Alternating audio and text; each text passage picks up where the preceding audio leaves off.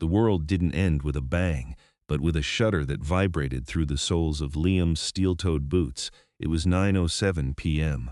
The silver and glass cage of Elevator 4, the express line to the penthouse of the Sterling Tower, gave a sickening, metallic groan.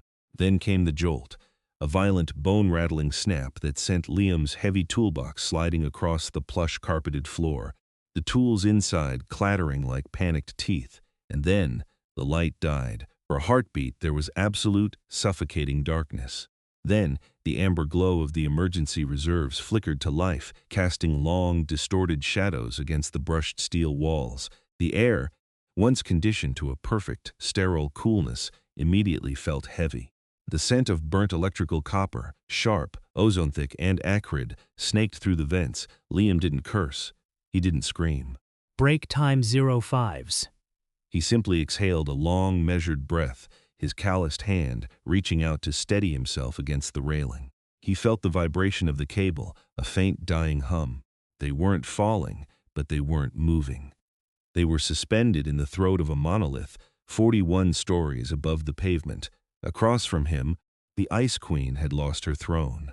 Elena Sterling, the woman whose face graced the covers of every financial magazine in the country, was no longer the picture of granite-cold composure. Her charcoal designer blazer was slightly askew. Her fingers, adorned with a diamond band that caught the dim red light, were white-knuckled as they gripped the handrail. Break time 05s. What happened? Her voice was a sharp blade, but it had a jagged edge to it. A tremor she couldn't quite shave off. Why has it stopped? Push the button. Push all of them. Liam didn't move to the panel immediately. He knew the panel was dead. He'd seen the way the floor indicator had blinked out like a dying star. "The secondary brake engaged, ma'am," Liam said, his voice a low, gravelly anchor in the small space. "It's a safety feature. It means the system detected a slack." "We're secure, but we're stationary." "Secure?" Elena snapped, her chest heaving beneath the silk of her blouse. "We are hanging by a wire in a dark box. Call someone now." Liam knelt, his knees popping, a sound that seemed deafening in the sudden heavy silence of the building. He reached for the emergency phone. Dead. He checked his radio. Static. The Sterling Tower was built like a fortress. Its concrete heart swallowed signals whole. "No service, ma'am," he said quietly. He saw her eyes widen. She looked at the steel doors as if she could pull them apart with her bare hands. A bead of sweat escaped her perfectly styled hairline and traced a path down her temple. The Ice Queen was beginning to melt, and the heat hadn't even started to rise. 10 minutes bled into 20. The silence in the elevator was no longer empty. It was a physical weight pressing against their eardrums. The only sound was the rhythmic, break time 05's shallow breathing of the woman in the suit and the occasional metallic ping of the elevator car settling into its unintended home. The temperature climbed. The Sterling Tower's ventilation had died with the primary power, and the small space was rapidly becoming a humidor. Liam sat on his toolbox, his back against the corner. He moved with a deliberate slowness, a man used to waiting for things to break and waiting for them to be fixed. He reached into his breast pocket and felt the familiar, crinkled corner of a photograph, tenor monologue. Liam. Maya will be asleep by now, he thought, the image of his daughter's messy curls filling his mind. Mrs. Gable would have fed her the macaroni and cheese she likes, the kind with the extra crust on top. She'll be clutching that one-eared rabbit, her small mouth open just a sliver. "I promised I'd be home to read the story about the stars. I promised." He felt a pang of guilt, sharper than the smell of the ozone. Break time equals 05s. Being a maintenance man in a building that never slept meant he was often the ghost in Maya's life, the one who left before the sun was up and returned, when the moon was high. But the toolbox between his feet was the reason she had a warm bed. Every stripped screw he turned, every grease-stained hour, Break time equals 05s. Naughty was a brick in the wall he was building around her to keep the world's coldness out. Across from him, Elena Sterling was pacing, 3 steps left, 3 steps right. Her heels clicked with an aggressive, frantic rhythm on the carpet. Eternal monologue, Elena. "Not now, not today," she screamed internally. Break time equals 005s. Her mind was a chaotic spreadsheet of the board meeting she had just exited. They had looked at her with those predatory, expectant eyes. The Ice Queen, the woman who turned failing firms into gold. They didn't know that the gold was gold leaf, hammered thin over a crumbling foundation. She felt the silk of her blouse sticking to her back. The mask was slipping. For years, she had been a series of sharp angles and cold decrees. She had no friends, only associates. She had no home, only a penthouse with a view of people she didn't know. Break time, .05s. The secret she carried, the one that had been gnawing at her ribs like a starved animal, felt heavier in the dark. It was a weight that no amount of net worth could balance. "Why aren't you doing anything?" she suddenly burst out, stopping her pacing to glare at Liam. "You're a technician. Fix it. Use your tools. Pry the doors. Do something other than just sitting there." Liam looked up. The red light made his eyes look ancient. "Prying these doors would trigger the emergency descent locks, ma'am. If we move them even an inch..." Break time 05s. The computer might think we're in a free fall and drop the weights. It's better to stay still. The night security makes their rounds at 10. They'll see the light on the panel downstairs. They'll come. "An hour?" she whispered, her voice cracking. "You expect me to stay in this? Break time .05s, this oven for an hour. I expect we don't have a choice," Liam said, his voice devoid of malice. "The heat is easier to handle if you stop moving. Miss Sterling, sit down. Save your breath." I don't sit on the floor. She hissed, though her knees trembled. "The floor is the coolest place in the room," Liam replied, patting the carpeted area near his toolbox. "And I'm just Liam. You don't have to be the CEO in the dark. There's no one here to watch you." She looked at him, really looked at him. For the first time, she saw the grease under his fingernails and the kindness in the creases of his eyes. Slowly, with the grace of a falling tower, she sank to the floor, her expensive skirt bunching around her. The silence returned, but it was different now. It was shared. To fill the void, Liam did something he never did at work. He talked. 3 years ago, Liam began, his voice a low thrum in the dark, I found myself sitting on a different floor. It was a hospital waiting room. My daughter, Maya, was 2. She had a fever that wouldn't break. Break time CO5s. A fire that seemed to be consuming her from the inside out. He remembered the smell of antiseptic and the sound of a vending machine humming in the corner. He had $18 in his bank account. He had lost his job at the garage because he'd missed too many shifts taking her to the clinic. "I sat there for 6 hours, Liam continued. "The doctors were busy, the nurses were tired. I felt like a ghost. I looked at my hands. They were clean for the first time in years because I had no work to go to. I realized then that I didn't matter. My pride, my career, my exhaustion, none of it meant a damn thing. Only the heartbeat of that little girl in the plastic crib mattered." He described the moment the doctor finally came out. The news that it was a treatable infection, not the nightmare he had imagined. He described the walk home in the rain, carrying her wrapped in his coat, feeling a wealth that no bank could hold.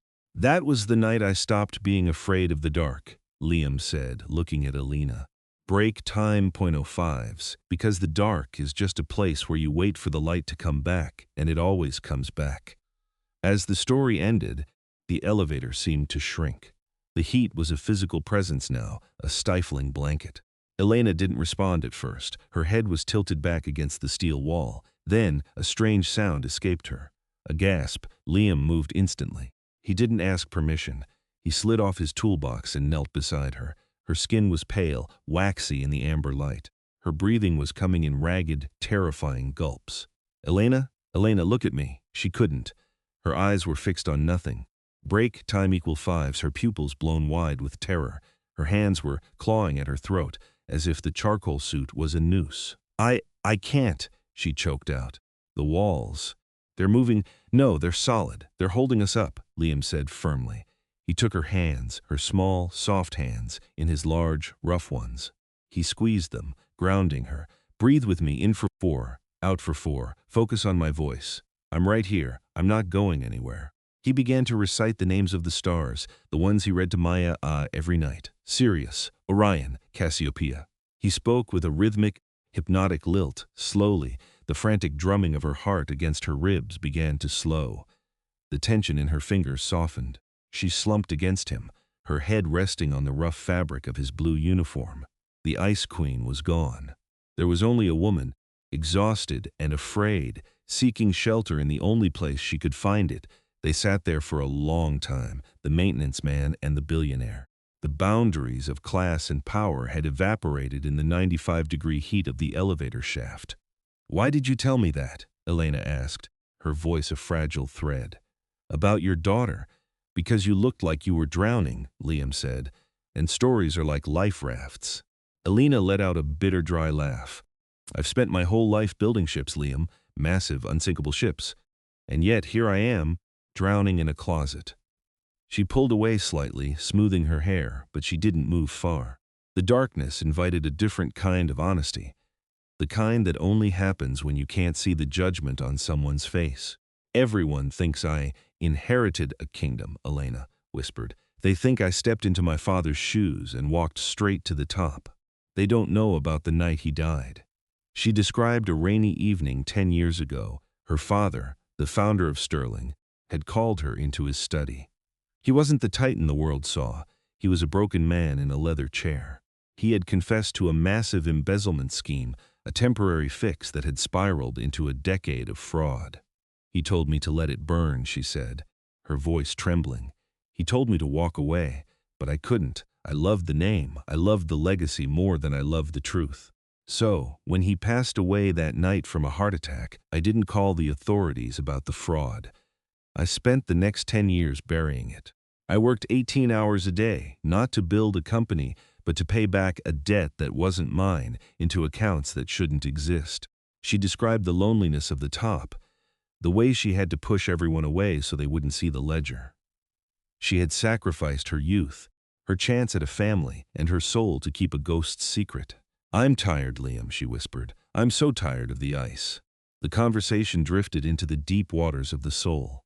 They talked about the cost of success. Liam spoke of the things he'd missed, Maya's first steps because he was pulling a double shift.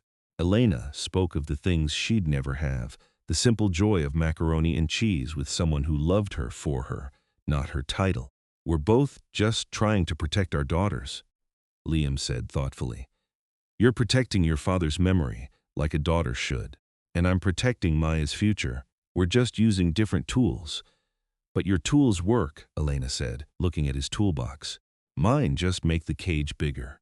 They discussed family, the weight of legacy, Break time .5s. and the strange coincidence that had placed the most powerful woman in the city and the most invisible man in the city in the same broken box. "Maybe the elevator didn't break," Liam said with a faint smile. "Maybe it just gave us a chance to stop." The air was thin now. The red light was growing dimmer, the battery finally failing. They had been in the dark for nearly 2 hours. The building was silent, a tomb of glass. Elena leaned closer to Liam. The space between them vanished. He could feel the warmth of her breath, hear the frantic flutter of her nerves. "Liam," she whispered. The sound was barely a ghost of a noise, a vibration against the shell of his ear. "Yes, I'm not going back," she whispered. "Tomorrow, I'm turning the files over, all of them. The Sterling legacy will end. I'll lose the penthouse. I'll lose the title. I'll probably lose my freedom for a while." Liam felt a jolt of shock. This wasn't just a confession. It was a suicide of a career. "But that's not the secret," she continued, her voice hitching. She leaned in even further, her lips almost touching his ear. 10 years ago, Break time .05s. when I was looking through my father's private files to fix the mess, I found a list of employees he had silenced, pensions he had stolen to cover his tracks. There was a name on that list, Thomas Miller. Liam froze. The name hit him like a physical blow. Thomas Miller, his father. Break time equals 05s. The man who had died penniless and heartbroken after losing his pension in a company restructure 20 years ago. The reason Liam had to start working at 16. "I knew who you were the moment you walked into this elevator with that name tag," Elena whispered, her tears finally falling, hot and wet. Break time equals 05s. Tonto his shoulder. "I've been tracking you for years." "I hired the firm that hired your maintenance company. I made sure you got this building.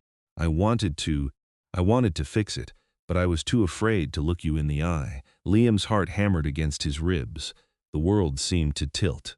The woman he had been comforting, the woman who owned the building he cleaned, was the gatekeeper of his own family's ruin. "The money is in a trust," she whispered, her voice a desperate plea. "It's been there for 3 years, in Maya's name." Break time equals .05s. Enough for her to never have to sit on a waiting room floor again. Enough for you to go home and read her the stories every single night. That's why I'm ending it tomorrow. I can't keep your life in my safe anymore. Liam sat in the absolute dark, the weight of the secret pressing down on him. He felt a surge of anger, then a wave of profound, soul-deep empathy. She was a prisoner of the same ghost that had haunted his father. He didn't pull away. He reached out and pulled her into a hug, not a romantic one, but the hug of 2 survivors who had finally found the shore. Break time .05s. "Thank you," he whispered back, "for letting the light in." Clang, the sound of metal on metal exploded through the shaft. Then, the screech of a winch. "Ho, anyone in there?" The voice of the night security guard was the most beautiful thing Liam had ever heard. "We're here," Liam roared, his voice cracking. The rescue was a blur of high-intensity flashlights and shouting men. The doors were pried open with a hydraulic hiss.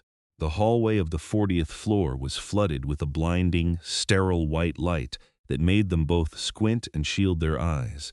Suddenly, the world rushed back in. Assistants in suits appeared from nowhere. Security guards formed a perimeter. "Ms. Sterling, are you all right?" We have a medic downstairs. Elena stood up. She wiped her face, adjusted her blazer, and stepped out of the elevator. The Ice Queen mask attempted to settle back onto her features, but it didn't fit anymore. The edges were frayed. She turned back to look at Liam, who was still kneeling by his toolbox. In the harsh fluorescent light, they looked like strangers again. Break time 05s. The CEO and the maintenance man. "Mr. Miller," she said, her voice loud enough for the guards to hear, but her eyes held the secret they had shared in the dark. "Thank you for your technical assistance." She leaned in, pretending to take a card from her pocket, and handed him a small, plain envelope. "Make sure you finish your report." Liam watched her walk away, surrounded by a phalanx of guards. She looked small in the vast marble hallway. Liam walked into his small apartment at 6:00 a.m. The sun was just beginning to bleed gold over the city skyline. Maya was already awake. Break time 05s, sitting at the small kitchen table with Mrs. Gable. She turned, her eyes lighting up like twin suns. "Daddy, you missed the stars." Liam didn't say a word. He dropped his toolbox and scooped her up, burying his face in her messy curls. He smelled of sweat, grease, and the faint, lingering scent of Elena's expensive perfume. He set her down and opened the envelope Elena had given him. Inside wasn't a card. It was a bank document, a trust confirmation, and a small, handwritten note. "The ice has melted. Go home to your daughter, Liam. Break time .05s. The stars are waiting." Liam looked at the numbers on the page. More money than he had ever dreamed of. But more than that, he looked at the clock. It was 6:15 a.m. He sat down at the table. "Maya," he said, his voice thick with a new kind of peace. "How about we go to the park today? And tomorrow? Break time Eve 05s. And the day after that?" "But you have to go to the big building, Daddy," she said, confused. Liam looked out the window at the Sterling Tower in the distance. The sun was hitting the glass, making it glow. "No," Liam said, smiling as a single tear escaped and hit the table. "I think the building is finally fixed." If this story touched your heart, like and subscribe for more tales of unexpected healing. Comment below. Have you ever had a moment in the dark that changed everything?